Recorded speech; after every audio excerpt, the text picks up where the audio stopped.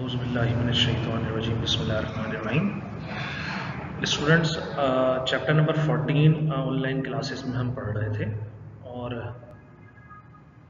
आज का जो हमारा टॉपिक है बहुत इम्पोर्टेंट है वो, और उसका नाम है ट्रांसफार्मर, या आप यूँ बोलें practical application of mutual induction. और पहले मैं इसका इंट्रो दूंगा स्टूडेंट्स आपको। ट्रांसफार्मर क्या है? A transformer is an important electrical device used for increasing or decreasing alternating current, alternating voltage। Student, आपने यहाँ रुककर मैं कुछ एग्जांपल देता हूँ। आपने कुछ नाम सुने होंगे जैसे स्टेबलाइजर, तकरीबन हमारे सबके घर में ये होता है।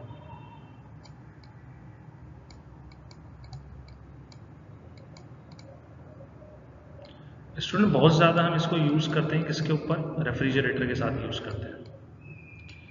या आपने सुना है PMT, ठीक है, हमारे इलाकों में ये लगी होती है, ठीक।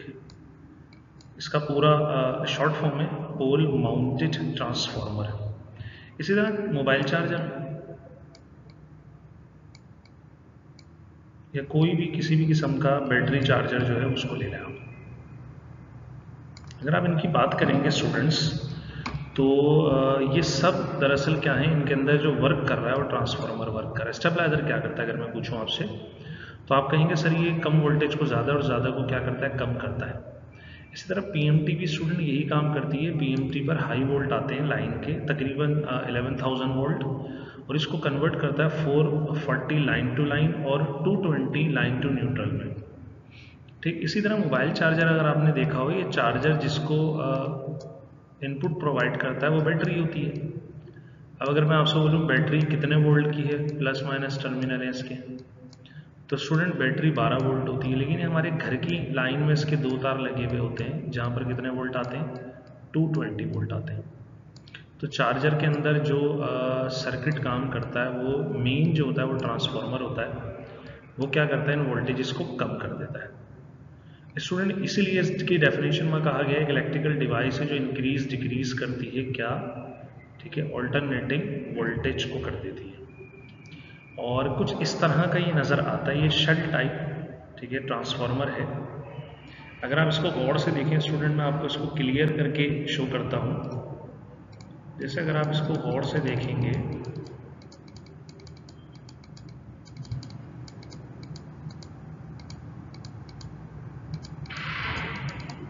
तो आप ये देखेंगे स्टूडेंट्स के यहाँ पर मेन पार्ट जो है उसके अंदर दो कॉइल है। अगर आप गौर से देखें, ये कॉइल है, ठीक है, और इसके ऊपर लिखा हुआ है NP और VP। तो स्टूडेंट्स अगर आप देखें तो ये VP जो है ये शो कर रहा है किसको? प्राइमरी पोटेंशियल या EMF को, और NP नंबर ऑफ टर्न्स है प्राइमरी के, जैसा आपने किसमें पढ़ा था, ठीक है, म्यूचुअल इंडक्शन में पढ़ा था। फिर ये जो आपका VS है ये सेकेंडरी का क्या है स्टूडेंट, ठीक है ना, EMF है या पोटेंशियल है। और इसके जो टर्न्स हैं उनको हम लिखते हैं NS में लिख देता हूँ, यहाँ पर ये होते हैं NS, number of turns of secondary. Student ये बाकी डायग्राम मैं आपको आगे एक्सप्लेन करूंगा, ठीक है ना। ये फ्लक्स है, मैग्नेटिक फील्ड जो बनेगी वो लिंक करेगी, और ये लेमिनेटेड कोर कहलाती है, आगे इसका जिक्र आएगा। वर्किंग प्रिंसिपल क्या है स्टूडेंट? मैंने बताया वर्किंग प्रिंसिपल इसका म्यूचुअल इंडक्शन है, ठीक है। A transformer is based on two principles. First, that an electric current can produce a magnetic field, electromagnetism, and second, that changing magnetic field within a coil of wire induces a voltage across the end of the coil. Electromagnetic induction है ये भी। Changing the current in primary coil change the magnetic flux that is developed.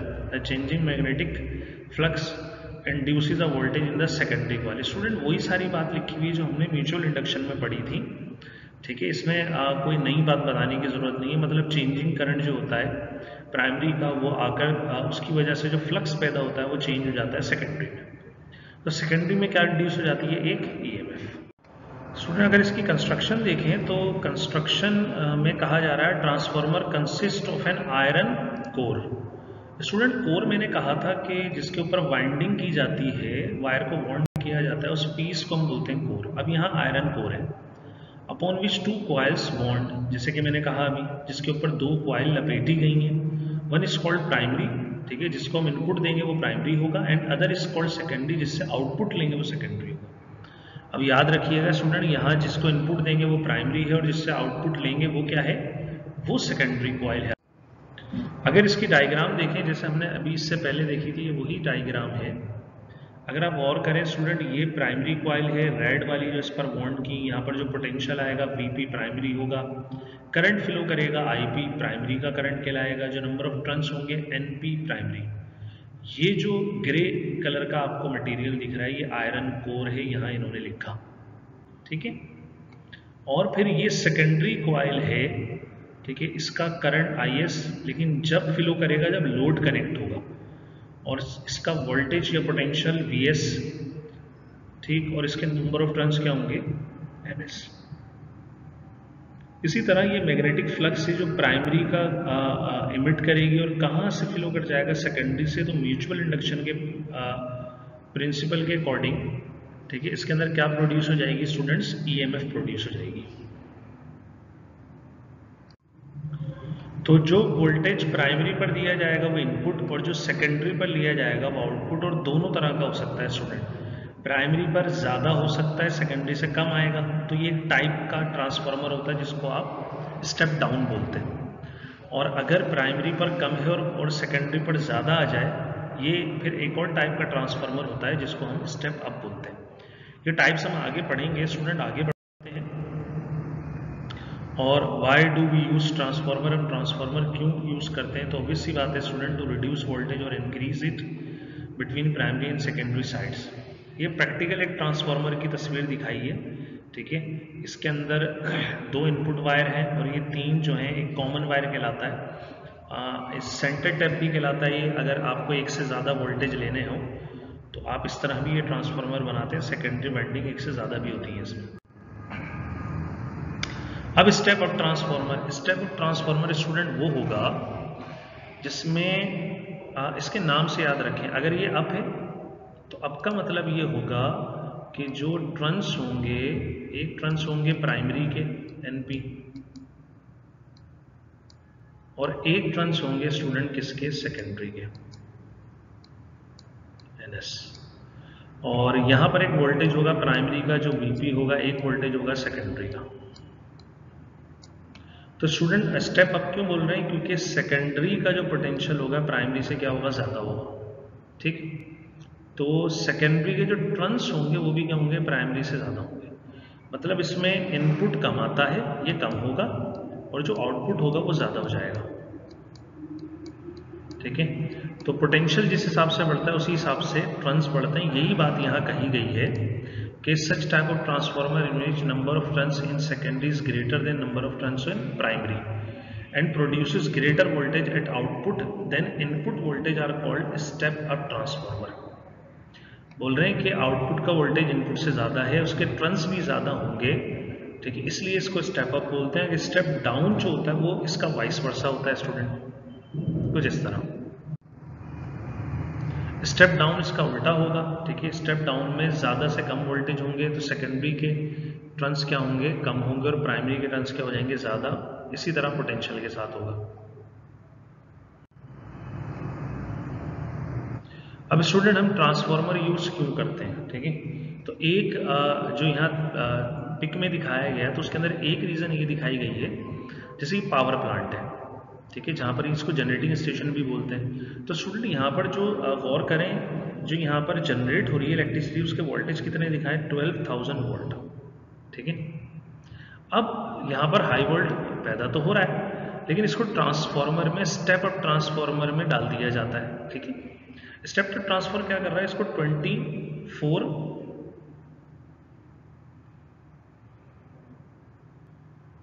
ठीक है, ये 24,000 होगा, वैसे ये 2,40,000 volt लिखा हुआ है, ठीक। इतना ज़्यादा मेगा वोल्ट्स में होता है, ठीक है। तो इतने वोल्ट होंगे इसके, 24,000 के लगभग होते हैं, तो ये डबल कर देगा, इसको स्टेप अप कर रहा है। अब ये क्या करते हैं स्टूडेंट, ये जो पावर प्लांट होते हैं, जनरेटिंग स्टेशन होते हैं, ये हमारे रेजिडेंशियल एरिया में नहीं होते, बहुत दूर होते हैं।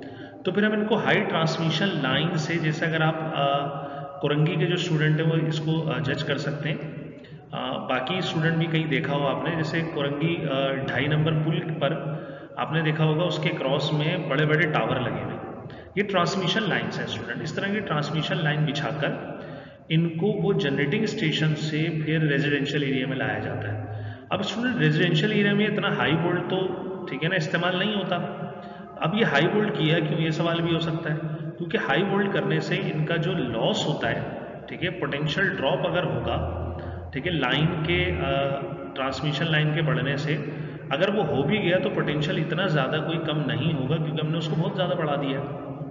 जब ये जनरेटिंग स्टेशन में आते हैं तो यहाँ पर क्या होता है, ये स्टेप डाउन ट्रांसफार्मर लगा दिया जाता है, ये इनको रिसीव करके क्या करता है, कम वोल्ट में कन्वर्ट करता है। फिर यहाँ पर इन्होंने एक और सब स्टेशन होता है वो नहीं दिखाया, सब स्टेशन के जरिए फिर हम इनको क्या करते हैं, स्टेप डाउन एक और जो हमारे इलाकों में लगी होती है उन PMTs की तरफ भेज देते हैं, ये भी स्टेप डाउन ट्रांसफार्मर होता है, उनको कम करके 240 या 220 वोल्ट में क्या कर देता है स्टूडेंट, कन्वर्ट करता है। तो इन एक्चुअल हम जो AC हमारे पास ऑपरेटिंग सिस्टम्स है उसके अंदर हम हाई वोल्ट में कन्वर्ट करने के बाद ट्रांसमिशन लाइन्स क्योंकि बहुत ज़्यादा लॉन्ग होती हैं, डिस्टेंस पर होती हैं, तो इनका वोल्टेज बढ़ाकर इसलिए भेजा जाता है अगर वोल्टेज ड्रॉप भी हो तो उससे एज सच कोई फर्क ना पड़े। अगर हम कम वोल्ट को ट्रैवल कराएंगे तो आते आते बिल्कुल ख़त्म हो जाएगा। तो ये इनकी एक वजह है। अब आ जाते हैं वर्किंग में। The primary coil connected to AC supply source, let NP number of turns है, पहले भी बताए प्राइमरी के, या number of loops in primary coil and secondary coil के कितने लूप्स हैं, NS। फिर कह रहे हैं AC current in primary coil produce changing magnetic flux and this changing flux passes through the iron core and induce EMF in the secondary. वही वाली बात है जो हमने म्यूचुअल इंडक्शन में पढ़ी कि प्राइमरी में जो करंट है वो चेंजिंग मैग्नेटिक फ्लक्स पैदा करता है और ये चेंज हो जाता है कहाँ जाके, आयरन कोर के जरिए सेकेंडरी में, तो उसमें एक EMF पैदा होगी, ठीक है, कुछ इस तरह। If delta phi is the flux linkage, linkage का मतलब है लिंक करेगा, ये वो फ्लक्स है जो प्राइमरी से निकला और सारा का सारा फ्लक्स कहाँ जाएगा, सेकेंडरी में, ठीक है। In time delta t then according to Faraday law, तो फ्राडे लॉ कहता है सेल्फ इंडक्शन के मुताबिक प्राइमरी कॉइल का जो EMF होगा वो होगा EP equal to minus NP delta phi upon delta T.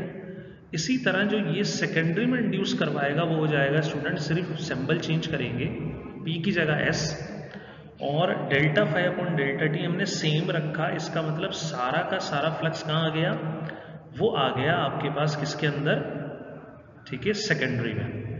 मतलब यहाँ पर हमने फ्लक्स का लॉस शो नहीं करा। अगर इन दोनों इक्वेशंस को डिवाइड कर दिया जाए तो हमारे पास कुछ इस तरह का एक्सप्रेशन आएगा स्टूडेंट्स। मतलब अगर ऊपर लिखा जाए EP और डिवाइड में स्टूडेंट्स ES, तो फिर गौर करिएगा स्टूडेंट, यहां पर है NP minus NP delta phi over delta T,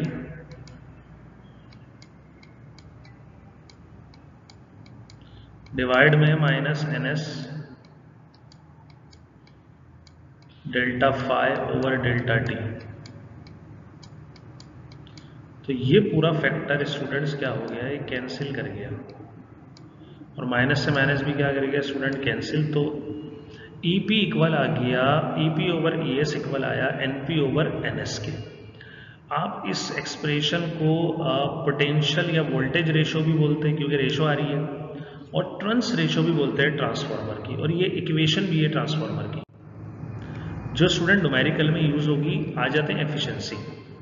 student efficiency बहुत हाई होती है ट्रांसफार्मर की, बहुत हाईली एफिशिएंट होता है ट्रांसफार्मर, तकरीबन इसकी एफिशिएंसी 95+% तक होती है।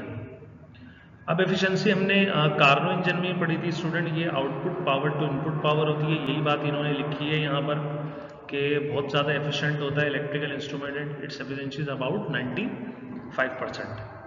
The efficiency of a transformer can be founded by given equation, ठीक है, ये हम फॉर्मूला कार्नो इंजन में ही पढ़ चुके हैं। एफिशिएंसी होती है power output over power input multiply by 100। और आइडियल ट्रांसफॉर्मर के केस में एफिशिएंसी क्या होगी, ठीक है, पावर लॉस नहीं होगा, तो पावर आउटपुट और इनपुट बराबर होंगे। स्टूडेंट ये इनपुट आउटपुट का ये फॉर्मूला कैसे लिखा, ये हमने 13 चैप्टर में पढ़ा था। पावर होती है P = VI। अब यहाँ पर पावर वोल्टेज की जगह हमने E यूज करा, तो अगर आउटपुट है तो आउटपुट सेकेंडरी पर आता है तो ES IS मल्टीप्लाई होगा, इनपुट का आएगा प्राइमरी पर। तो मतलब ये पता लगा कि प्राइमरी और सेकेंडरी की जो पावर होगी वो सेम, लेकिन किस केस में, आइडियल ट्रांसफार्मर के केस में। इससे भी हम टर्न रेशो बना सकते हैं। स्टूडेंट गौर कीजिए, EP मैंने लेफ्ट पे लाके डिवाइड करवाया, IS राइट पे ले जाके, तो ES/EP इक्वल आ गया IP/IS।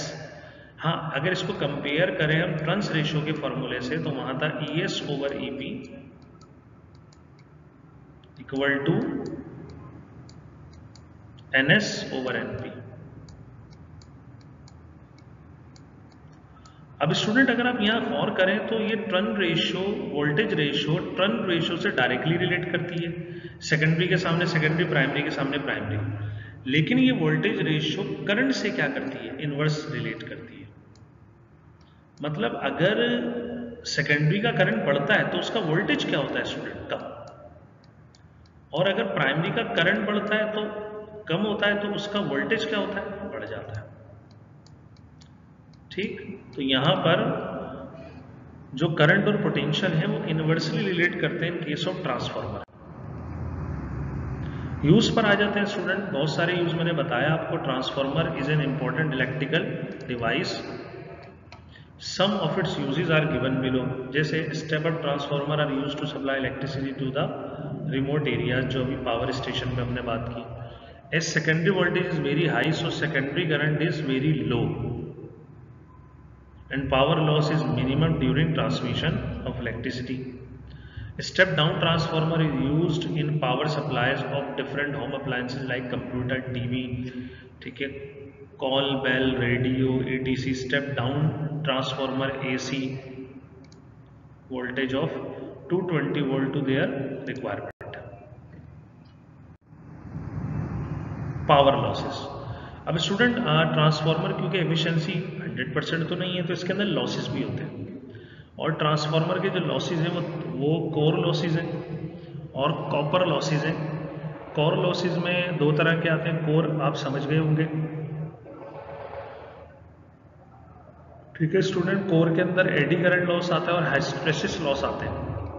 और कॉपर लॉस हम पढ़ेंगे इसको, ये कॉपर की वजह से होता है या जो वाइंडिंग का मटेरियल होता है उसकी वजह से होता है। एक एक इनको स्टडी करते हैं। कोर या आयरन लॉस कहलाता है eddy current loss. Student, eddy current are circulating current which are induced on the surface of coil due to the change of magnetic flux in the coil, this produce heating effect. अब student होता क्या है, देखिए, जैसे suppose करें आपके पास coil थी, इसको भी देखते हैं। जैसे आपके पास कॉइल है, कोर है, ठीक है, यहाँ पर आपने प्राइमरी को बॉन्ड किया, यहाँ पर आपने किसको किया, सेकेंडरी को। अभी जो मेटालिक कोर थी इसके अंदर फ्लक्स पास हो रहा है, ठीक है, और वो फ्लक्स जाके सेकेंडरी में मिल रहा है।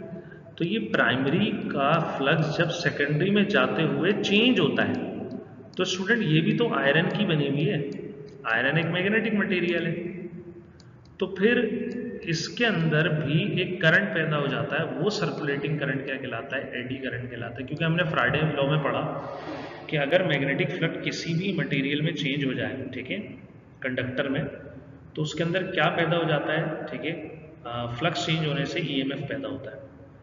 अब यहाँ पर ये दिखा रहे हैं कि जैसे ये मैग्नेट जो है, ठीक है, इसको अगर मूव कर रहे हैं तो ये सर्कुलेटिंग करंट रेड डॉट की से दिख रहा होगा आपको, ठीक है ना, ये एडी करंट है। ये किसके अंदर पैदा हो रहा है, ये कोर के अंदर पैदा हो रहा है, ठीक है। और यहाँ पर ये सर्कुलेटिंग करंट, ठीक है, फ्लो करता हुआ दिखाया। इसको मजीद आगे how to reduce the eddy current loss. अब इसको रिड्यूस कैसे करते हैं स्टूडेंट, तो इसको रिड्यूस करते हैं हम लैमिनेटेड कोर से। मतलब कि जो कोर होती है वो पूरा एक ब्लॉक नहीं होता आयरन का ऐसा, इसके छोटे छोटे स्लाइस बना दिए जाते हैं इस तरह से, ठीक है, फिर इनको जोड़ा जाता है।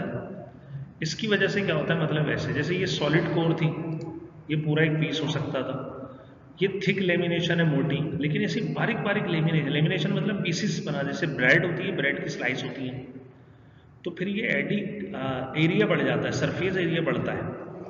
ठीक है, सरफेस एरिया बढ़ने से क्या होता है हमें पता है, रेजिस्टेंस कम हो जाती है, तो ये करंट भी क्या हो जाता है,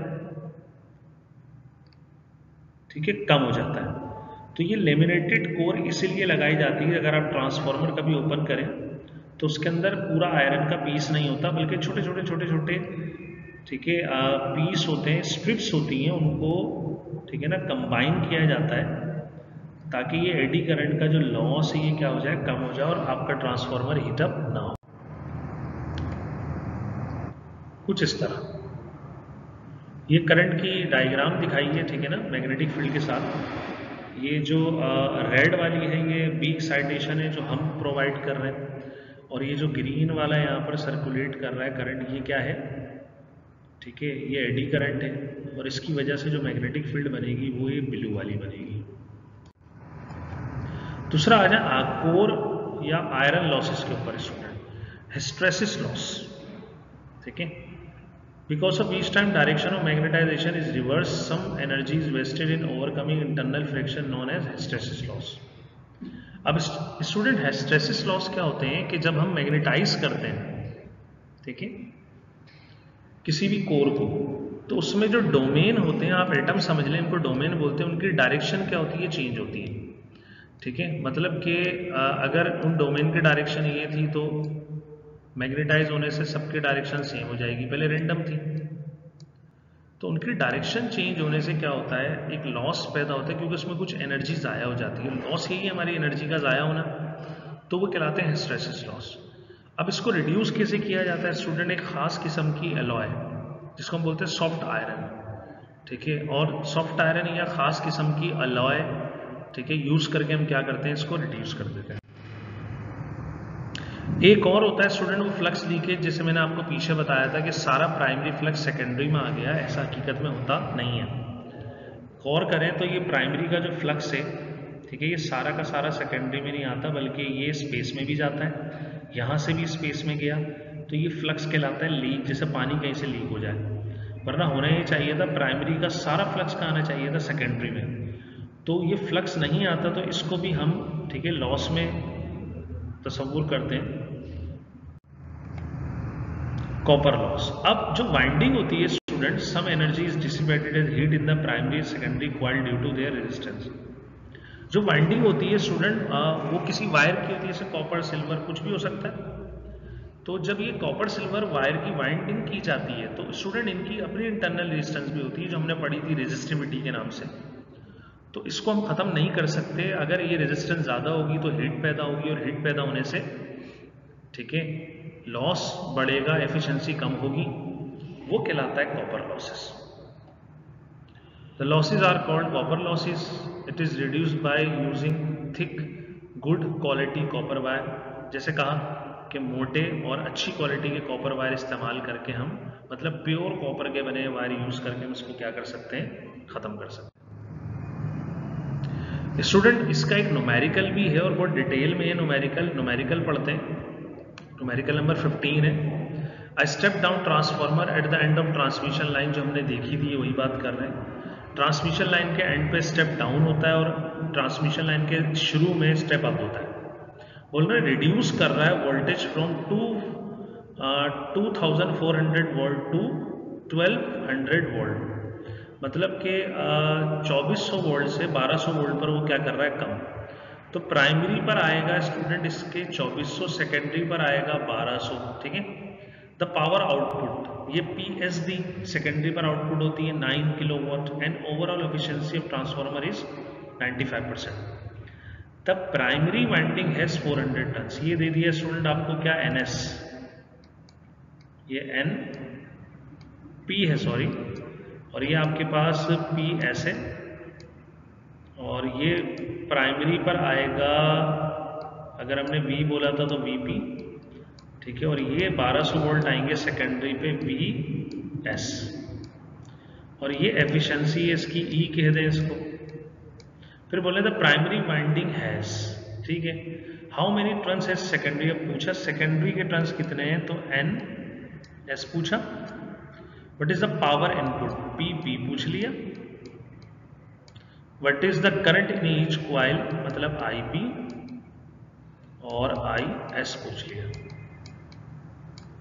डेटा बनाते हैं स्टूडेंट, वैसे मैंने बना दिया डेटा, ठीक है। EP 2400, ES 1200, P output 9 multiply 1000 से करा 9000 हो जाएगा, किलोवाट था। ईटा से इसको जाहिर किया है तो 95% एफिशिएंसी, NP 400 है, NS पूछा है, P इन पूछा, IP और IS पूछा। सॉल्यूशन की तरफ बढ़ते हैं और पहली इनपुट के लिए इक्वेशन यूज करेंगे हम किसकी, ठीक है स्टूडेंट, एफिशिएंसी की। एफिशिएंसी होती है power output upon power input. तो हमारे पास इनपुट पावर कैसा आएगी, एफिशिएंसी 95, आउटपुट पावर 9000 है मल्टीप्लाई, और इसको अरेंज करा, P इन इधर आ गया, 95 सिर्फ इधर आया राइट पर, मल्टीप्लाई डिवाइड करा तो 9473।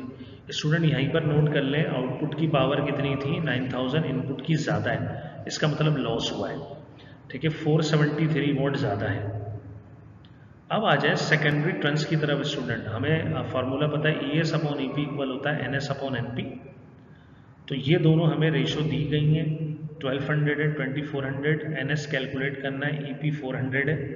इस 400 को राइट पे लाके मल्टीप्लाई करवाऊंगा तो टर्न्स आ गए कितने, 200 टर्न्स। अब एक चीज़ और देखिए स्टूडेंट कि प्राइमरी के टर्न्स थे 400, सेकेंडरी के कम आए, तो ये स्टेप डाउन है, ठीक है, क्योंकि प्राइमरी पर वोल्टेज ज़्यादा है, सेकेंडरी पर वोल्टेज कम है।